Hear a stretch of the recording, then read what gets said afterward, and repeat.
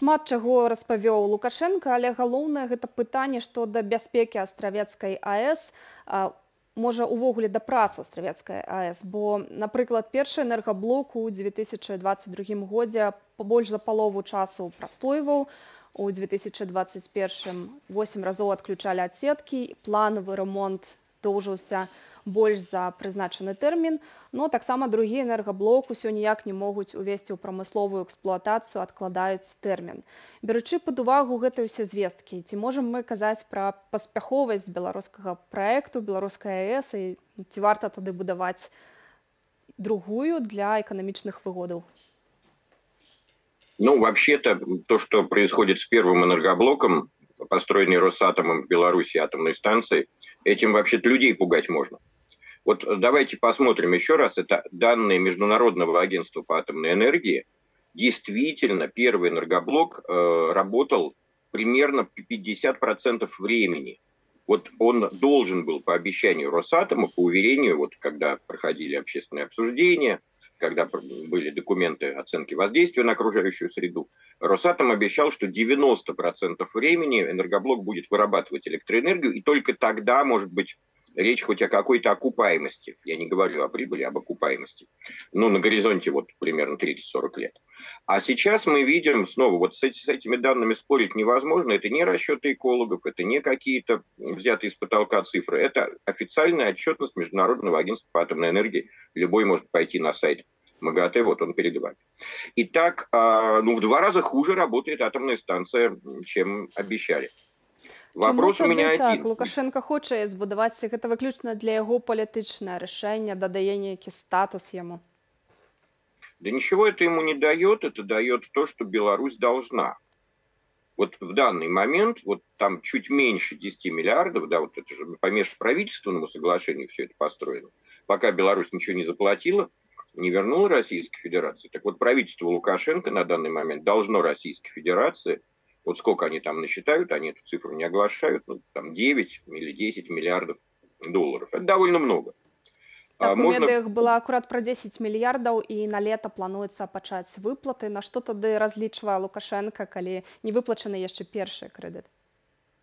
Ну, вот посмотрим, да, начнутся выплаты или нет.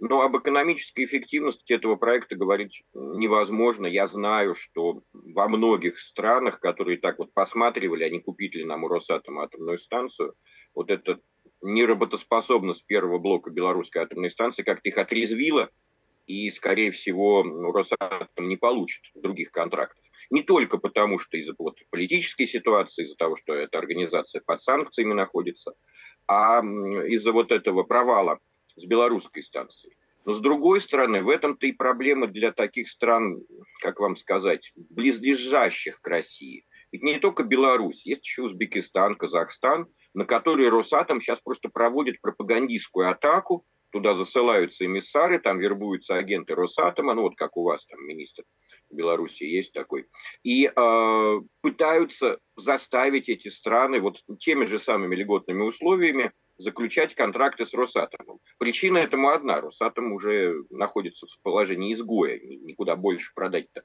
атомную станцию невозможно. Возможно, из-за этого идут вот такие вот разговоры о второй станции, но я надеюсь, что все останется на уровне разговоров. Просто теперь, вот если сравнить бюджет России в 2011 году, когда межправительственное соглашение о строительстве первого и второго блока было заключено, и состояние экономики России сейчас, по известным причинам сейчас нету такого количества денег, чтобы кредитовать и Беларусь, и Узбекистан, и Казахстан, и везде строить атомные станции за деньги российских налогоплательщиков. К сожалению, деньги российских налогоплательщиков идут на ужасное дело, я в России нахожусь, я не могу даже назвать это дело своими словами, но я не думаю, что что-то, кроме хотелок Росатома и хотелок агентов Росатома внутри Белоруссии, стоит за вот этими словами.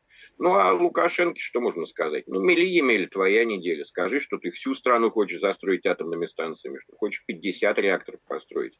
Это к реальности-то отношения иметь никакого не будет. Вось Лукашенко назваў два сцэнары, два варыянты. Гэта дадаць да ўжо існуючай атамнай электрастанцыі два блокі або пабудаваць у Магілёўскай вобласці, то, можа быць, першы варыянт быў бы таннейшым і больш рэалістычным. Што вы думаеце на гэты конт? Ну, сейчас же некуда, действительно некуда девать электроэнергию. Площадка Островецкая была выбрана для того, чтобы экспортировать электроэнергию в Литву, и белорусский режим сделал все, чтобы с Литвой поссориться, чтобы Литва ни при каких условиях не покупала электричество. Поэтому мне кажется, что идея строить вот там же рядом, в Островце, она крайне притягательна с технической точки зрения, ну вот для атомщиков просто продолжить строительство блоков, но я не понимаю, куда там можно будет девать электроэнергию, сколько придется достраивать линии электропередач. Поэтому, ну, приготовиться Могилевской области. А Маги... Действительно, Могилевская площадка называлась вот тогда, в 2009 году, в 2010, до того, как была выбрана Островецкая. Поэтому, ну как, речь... названа цель у атомщиков атаковать Могилевскую область. Сидим, смотрим, как к этому относятся. А куды прадаваць гэтую электроэнергію з Магілёўскай атамнай электрастанцыі? Ну, там хотя бы потребители есть. С другой стороны, это густонаселенный район, то есть там больше опасности вот для тех, кто будет подвергаться воздействию выбросов этой атомной станции. Ну, для Могилевской хоть чуть-чуть менее безумный проект, но снова цель была поставлена, вот как мы сейчас слышали, довести до 50% долю атомной энергетики в энергобалансе Беларуси.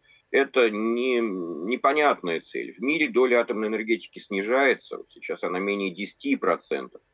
Даже в таких странах, которые очень любят атомную энергетику, например, Китайская Народная Республика, сейчас около 5% атомной энергетики, там не стоит задача там, доводить это до каких-то безумных 50%.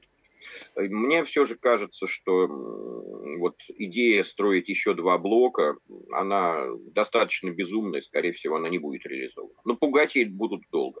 І давайте паразмаўляем крыху пра бяспеку. Вось ці змяніўся ўжо радыяцыйны фон у ваколіцах Астравецкай атамнай электрастанцыі? Ну і калі так, ці можа гэта нейкае ўздзеянне на здароўе людзей аказаць? Ну, надо говорить не о безопасности, а об опасности атомных электростанций. Давайте, ну, друг с другом-то мы не будем говорить штампами, которые атомщики нам предлагают. Атомные станции – это опасный объект. Просто по законодательству Российской Федерации радиационно опасный объект, ядерно опасный объект. Да, давайте посмотрим, вот случайно перед слушаниями по вводу в эксплуатацию второго энергоблока атомщики опубликовали данные о росте облучения людей, которые проживают рядом с этой атомной станцией. И ситуация достаточно печальная. Вот мои коллеги с белорусской антиядерной компании «Закодома» сделали эту карту, а внизу, вот в уголочке, врезка, это прямо вот данные, которые были вынесены на общественное обсуждение. А циферки говорят, во сколько раз по сравнению с доядерным временем возросло облучение жителей вот этих вот районов, да, на 30% некоторых, а некоторых вот на 80%. Почему-то вот в сторону Вильнюса, видите, туда на 52%, на 84%. Рост облучения населения. По данным, повторю еще раз, самих атомщиков, это Министерство энергетики Беларуси опубликовало. Как они эти данные посчитали, мне неизвестно, но, скорее всего, прямыми измерениями это же достаточно легко делается. Поэтому если... И это еще раз, это до включения второго энергоблока. Сейчас стоит ожидать, что снова на 30, 50 или 80% уже от этого уровня возрастет облучение людей из запуска второго блока. Ну а если еще туда же воткнуть третий и четвертый, то будет просто совет вот всем, кто в поименованных населенных пунктах живет, то есть примерно в 50 километрах от Островецкой станции, им надо бы подумать о своем здоровье, потому что это не игрушки. Есть концепция беспорогового действия радиации, то есть любая добавка к естественным дозам ведет к вреду для здоровья. Единственное, что, конечно, это не смертельные дозы, не то, чтобы сейчас вот из-за этого там кто-то начнет умирать, но значительное число людей, которые живут рядом с Островецкой атомной станцией, из-за дополнительного облучения обязательно получат проблемы со здоровьем, в первую очередь онкология, другие заболевания тоже радиационно индуцированные вполне возможны. И мне-то кажется, атомщики, вот, может быть, нехотя, но признались в опасности своей деятельности. Об этом вот как-то надо думать. когда идут рассуждения о том, что не построить ли другую атомную станцию, не пооблучать ли белорусов еще. Ведь все же белорусы – это отдельная, подвергшаяся воздействию уже радиации когорта, да, как они называют, то есть группа населения. Тогда, да, во время Чернобыля.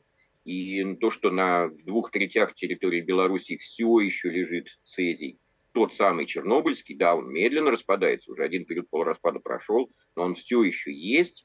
Вот людей, которым уже нанесли какой-то удар вот этой радиации, продолжать их облучать атомные станции, которые, я еще раз напомню, все это в безаварийном режиме, вот этот вот рост облучения людей фиксируется. Вот продолжать их облучать – это плохой эксперимент. Как раз Беларусь – та страна, в которой не стоит дополнительно облучать людей. Ни в какой стране не надо, но в Беларуси это особенно опасно.